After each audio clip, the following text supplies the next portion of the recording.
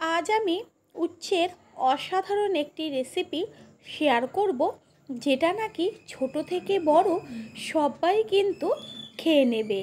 আর উচ্ছে এমন একটা সবজি বেশিরভাগ লোকই কিন্তু পছন্দ করেন না।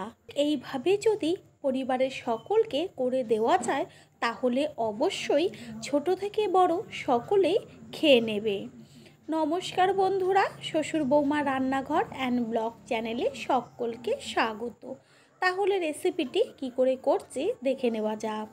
আবার প্রথমে এইখানে আমি 250 গ্রাম উচ্ছে নিয়েছি, আর উচ্ছেগুলোকে ভালো করে জল দিয়ে ধুয়ে নিয়ে তারপরে গোল গোল করে কেটে নিয়ে ফিরে আসছি। উচ্ছেগুলো সমস্ত কেটে নেওয়া হয়ে গেল, আর উচ্ছেগুলো একটু মোটা মোটা করে কাটলে খুব ভালো হয়।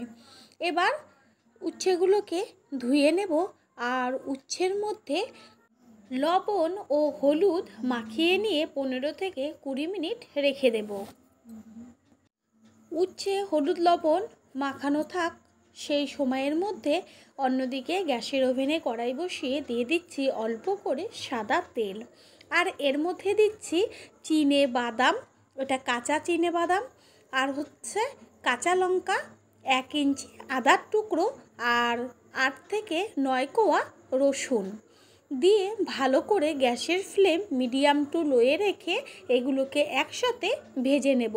ভাজাটা যেন ঠিক লাল লাল হয় সেইভাবে ভাজতে হবে। পুরনো বন্ধুদের সব সময় পাশে থাকার জন্য অনেক অনেক ভালোবাসা। ঠিক এইভাবে লাল লাল করে আদা রসুন আর বাদাম কাঁচা লঙ্কা ভেজে নিতে হবে। ভাজা হয়ে গেল, এবার নামিয়ে ফেলবো।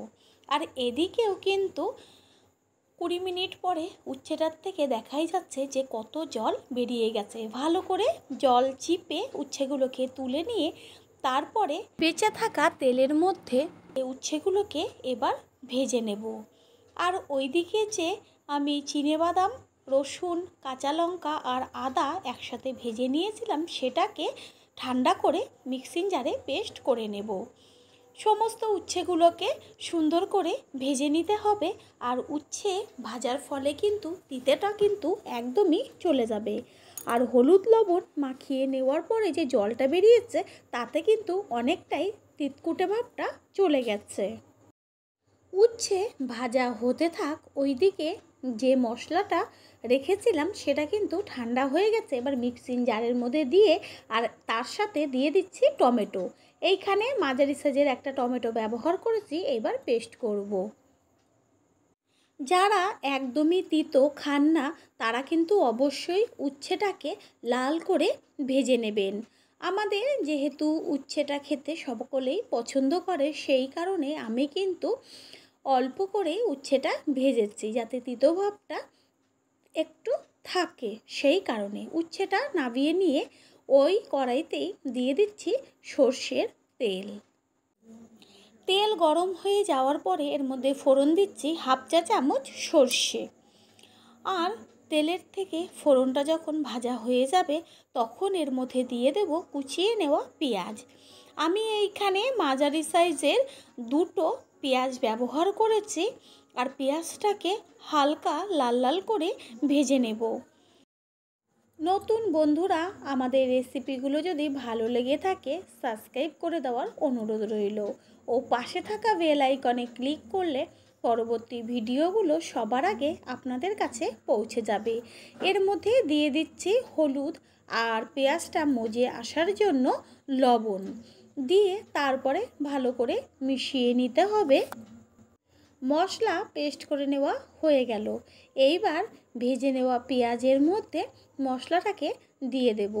এই পর্যায়ে গ্যাসের ফ্লেমটা হাই করে দিতে হবে। ঠিক এইভাবেই মশলাটা ভেজে পেস্ট করে নিয়ে যদি রান্না করা যায় তাহলে খেয়ে দেখবেন যে কতটা টেস্ট হয়। এর মধ্যে এবার দিয়ে দেব কালারের জন্য কাশ্মীরি লঙ্কার গুঁড়ো, আর হচ্ছে আগেই তো হলুদ গুঁড়ো দিয়েছিলাম। ভালো করে মিশিয়ে নেব।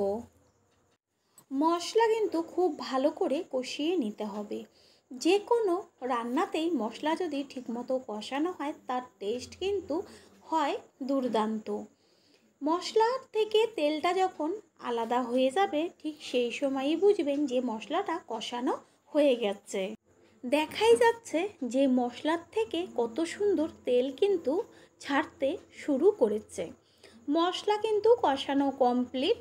এবার একটু নেড়ে চেড়ে নিয়ে তারপরে এর মধ্যে দিয়ে দিচ্ছি উষ্ণ গরম জল।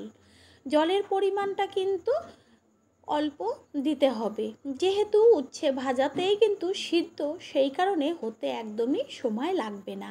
আগে জলটা খুব ভালো করে টকবক করে গ্যাসের ফ্লেম হাইতে রেখে ফুটিয়ে নেব, তারপরে কিন্তু ভেজে নেওয়া উচ্ছেগুলো দিয়ে দেব।